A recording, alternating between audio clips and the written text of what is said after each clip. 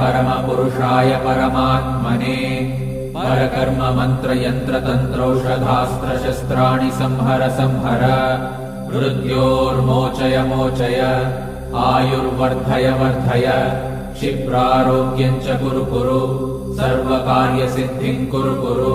ॐ नमो भगवते महासुदर्शनाय दीप्त्रे ज्वालापरिवृताय सर्वारिष्टविनाशाय सर्वसम्पत्कराय सर्वदिक्शोभणकराय सहस्रज्वालाय परमात्मने परब्रह्मणे परञ्ज्योतिषे हुं फट् स्वाहा।